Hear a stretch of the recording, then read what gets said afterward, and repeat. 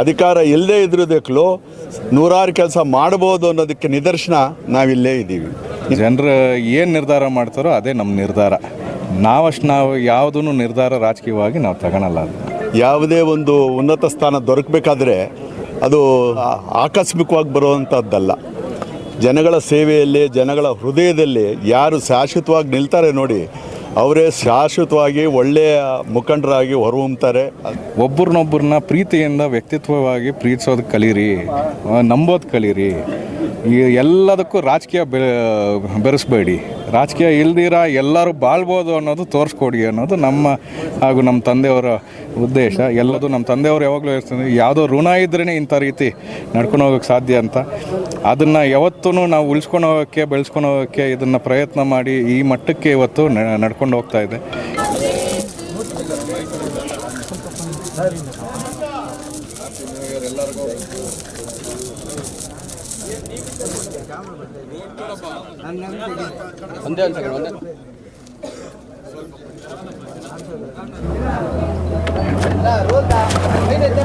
ಮೊದಲನೇದಾಗಿ ಇಡೀ ಚಿಕ್ಕಬಳ್ಳಾಪುರದ ಎಲ್ಲ ಜನತೆಗೂ ಹೊಸ ವರ್ಷದ ಹಾರ್ದಿಕ ಶುಭಾಶಯಗಳೊಂದಿಗೆ ಏನಿದೆ ಈ ಇಡೀ ಚಿಕ್ಕಬಳ್ಳಾಪುರ ಜನತೆ ತೋರಿಸಿರುವಂಥ ಪ್ರೀತಿ ವಿಶ್ವಾಸ ನಾವು ಯಾವತ್ತೂ ಜನ್ಮಾಂತರದಲ್ಲೂ ಮರೆಯೋದಕ್ಕೆ ಸಾಧ್ಯವೇ ಇಲ್ಲ.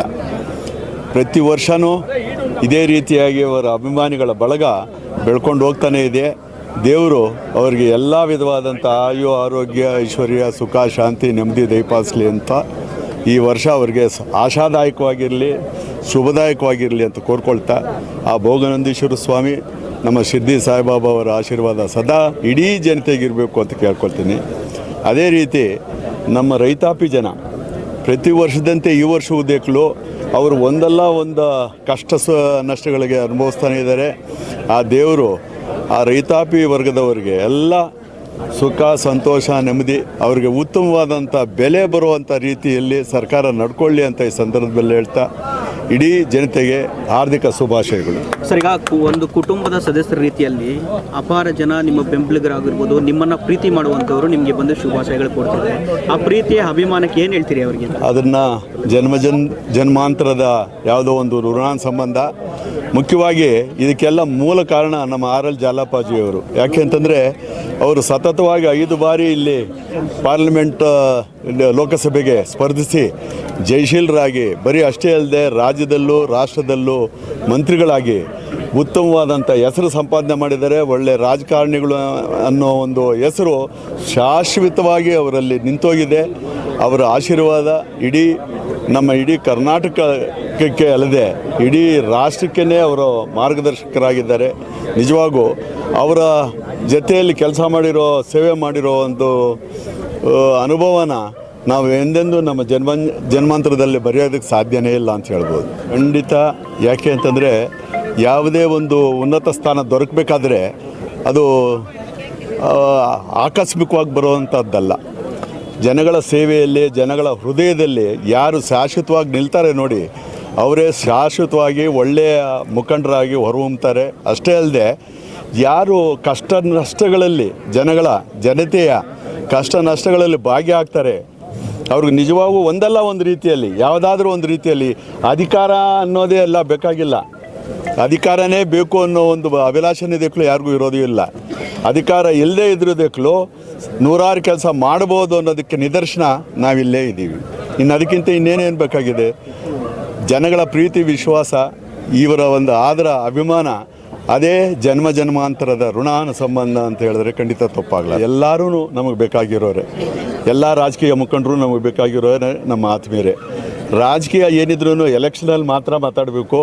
ಮಿಕ್ಕಿನ ದಿನಗಳಲ್ಲಿ ನಾವೆಲ್ಲ ಸೋದರ ಭಾವನೆಯಿಂದ ನಡ್ಕೋಬೇಕು, ಮಿತ್ರ ಭಾವನೆಯಿಂದ ನಡ್ಕೋಬೇಕು ಅನ್ನೋದಕ್ಕೆ ನಿದರ್ಶನ ಇಡೀ ನಮ್ಮ ಚಿಕ್ಕಬಳ್ಳಾಪುರ ಜನತೆ, ಎಲ್ಲ ಜನತಾದಳ ಇರ್ಬೋದು, CPM ಇರ್ಬೋದು, ಕಾಂಗ್ರೆಸ್ ಇರ್ಬೋದು, BJP ಇರ್ಬೋದು, ಎಲ್ಲರೂ ನಮ್ಮಲ್ಲಿ ಅನ್ಯೋನ್ಯವಾಗಿದ್ದೀವಿ.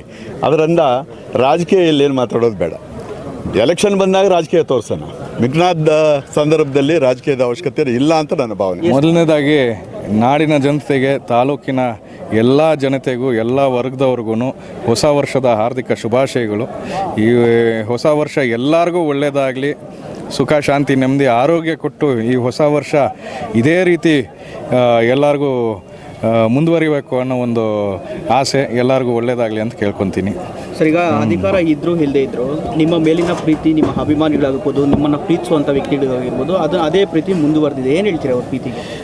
ಅದನ್ನು ನಾವು ಯಾವ ರೀತಿ ಎಕ್ಸ್ಪ್ರೆಸ್ ಮಾಡಬೇಕು ಇದನ್ನು ನನಗೆ ಅರ್ಥ ಆಗಲ್ಲ. ಯಾಕಂದರೆ ಇವತ್ತಿನ ಕಾಲದಿಂದ ಅಲ್ಲ, ಜಾಲಪ್ತಾತವ್ರ ಕಾಲದಿಂದನೂ ನಮ್ಮ ತಂದೆಯವರು ಇಲ್ಲಿ 62-63ರಲ್ಲಿ ಚಿಕ್ಕ ಹುಡುಗನಾಗಿ ಬಂದು ಇಲ್ಲಿ ಅವ್ರ ತಾತನ ಜೊತೆ ವ್ಯವಹಾರ ಶುರು ಮಾಡಿದಾಗಿಂದನೂ ಇಲ್ಲಿ ಆ ಜನ ತೋರಿಸಿರೋ ಪ್ರೀತಿ ಇವತ್ತಿನ ಕಾಲದಲ್ಲ, ಎಷ್ಟೋ ವರ್ಷಗಳಿಂದ ನಮ್ಮನ್ನು ಆ ಪ್ರೀತಿ ವಿಶ್ವಾಸದಿಂದ ಚಿಕ್ಕಬಳ್ಳಾಪುರ ತಾಲೂಕಲ್ಲಿ ನಾವು ಒಬ್ಬರು ಒಂದು ಕುಟುಂಬಸ್ಥರಾಗಿ ಎಲ್ಲ ಕುಟುಂಬ ವರ್ಗದವರಲ್ಲಿ ನಾವು ಒಬ್ಬರಾಗಿ ಭಾಗಿಯಾಗಿ ಇಷ್ಟು ವರ್ಷವೂ ನಡ್ಕೊಂಡು ಬಂದಿದೆ. ಅದು ಯಾವುದೋ ಋಣನೇ ಅಂತ ಹೇಳ್ಬೋದು. ನಮ್ಮ ತಂದೆಯವರು ಯಾವಾಗಲೂ ಹೇಳ್ತಾರೆ, ಯಾವುದೋ ಋಣ ಇದ್ರೇ ಇಂಥ ರೀತಿ ನಡ್ಕೊಂಡು ಹೋಗೋಕ್ಕೆ ಸಾಧ್ಯ ಅಂತ.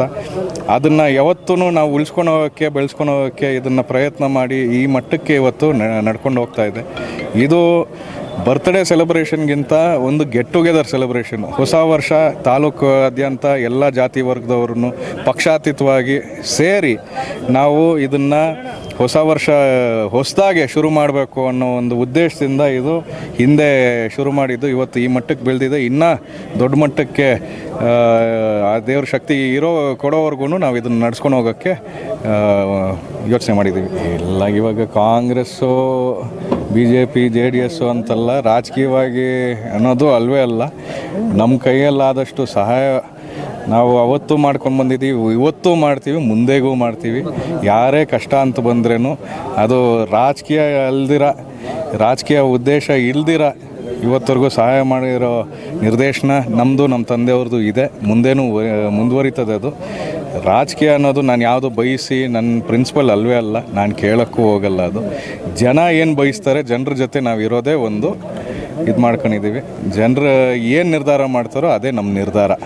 ನಾವು ಯಾವುದೂ ನಿರ್ಧಾರ ರಾಜಕೀಯವಾಗಿ ನಾವು ತಗೊಳಲ್ಲ. ಅದು ಪಕ್ಷ ಇಂಪಾರ್ಟೆಂಟ್ ಅಲ್ಲ, ವ್ಯಕ್ತಿತ್ವ ಇಂಪಾರ್ಟೆಂಟು. ನಾನು ಪ್ರತಿಯೊಬ್ಬರಿಗೂ ಹೇಳೋದು ಅದೇ.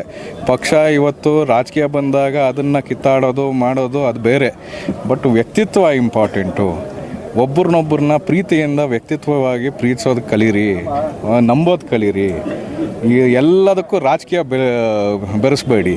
ರಾಜಕೀಯ ಇಲ್ದಿರ ಎಲ್ಲರೂ ಬಾಳ್ಬೋದು ಅನ್ನೋದು ತೋರಿಸ್ಕೊಡಿ ಅನ್ನೋದು ನಮ್ಮ ಹಾಗೂ ನಮ್ಮ ತಂದೆಯವರ ಉದ್ದೇಶ. ಎಲ್ಲದಕ್ಕೂ ರಾಜಕೀಯ ಮಾಡಬಾರ್ದು ಅನ್ನೋದು ಉದ್ದೇಶ.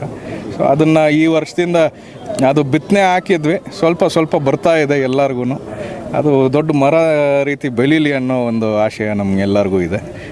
ಮುಂದೆ ಆಗ್ತದೆ ಅನ್ನೋ ಒಂದು ಭರವಸೆನೂ ಇದೆ. ಈ ಒಂದು ಸುಸಂದರ್ಭದಲ್ಲಿ ಚಿಕ್ಕಬಳ್ಳಾಪುರ ಜನರಿಗೆ ಏನು ಸಂದೇಶ ಕೊಡ್ತೀರಿ? ಏನು ಹೇಳಿ? ಚಿಕ್ಕಬಳ್ಳಾಪುರ ಜನತೆ ಪ್ರೀತಿ ವಿಶ್ವಾಸ ಯಾವಾಗಲೂ ಸದಾ ಅವರ ಆಶೀರ್ವಾದ ನಮ್ಮ ಮೇಲೆ ಇದೇ ರೀತಿ ಇರಲಿ. ನಮ್ಮ ಕೈಯಲ್ಲಾದಷ್ಟು ಚಿಕ್ಕಬಳ್ಳಾಪುರ ಜನತೆಗೆ ಅಲ್ದಿರ ಎಲ್ಲ ವರ್ಗದವ್ರಿಗೂ ನಮ್ಮ ಕೈಯಲ್ಲಾದಷ್ಟು ಸಹಾಯ ಮಾಡೋಕ್ಕೆ ನಾವು ಮುಂದುವರಿತೀವಿ. ಮುಂದೆ ಯಾವಾಗಲೂ ಸದಾ ನಿಮ್ಮ ಜೊತೆ ನಿಂತಿರ್ತೀವಿ ಅನ್ನೋ ಒಂದು ಮಾತನ್ನು ಹೇಳ್ತೀನಿ. ಸಾಕೋಟೆಕ್ RO ವಾಟರ್ ಪ್ಯೂರಿಫೈರ್ಸ್ ಅಂತ ಹೇಳ್ಬಿಟ್ಟು ಹೋಲ್ಸೇಲ್ ದರದಲ್ಲಿ ಚಿಕ್ಕಬಳ್ಳಾಪುರದಲ್ಲಿ ಪ್ರಪ್ರಥಮ ಬಾರಿಗೆ 5,500ಕ್ಕೆ ವಾಟರ್ ಪ್ಯೂರಿಫೈರ್ ಲಭ್ಯ ಇದೆ. 5,500 ಇಲ್ಲಿ ನಮ್ಮ ಅಂಗಡಿಯಲ್ಲಿ RO UV UF TDS ಖಾಲಿ 5,500 ಬರುತ್ತೆ. ನಮ್ಮ ಅಂಗಡಿಯಲ್ಲಿ ಬನ್ನಿ. ನಮ್ಮ ಲೊಕೇಶನ್ ಬಂದು ಸಾಕೋಟೆಕ್ ಕೆನರಾ ಬ್ಯಾಂಕ್ ಆಪೋಸಿಟ್ ಅಲ್ಲಿ ಆಂಬೂರ್ ದಮ್ ಬಿರಿಯಾನಿ ಪಕ್ಕದ ರೋಡ್ ಅಲ್ಲಿ 2ನೇ ಅಂಗಡಿ ಬರುತ್ತೆ.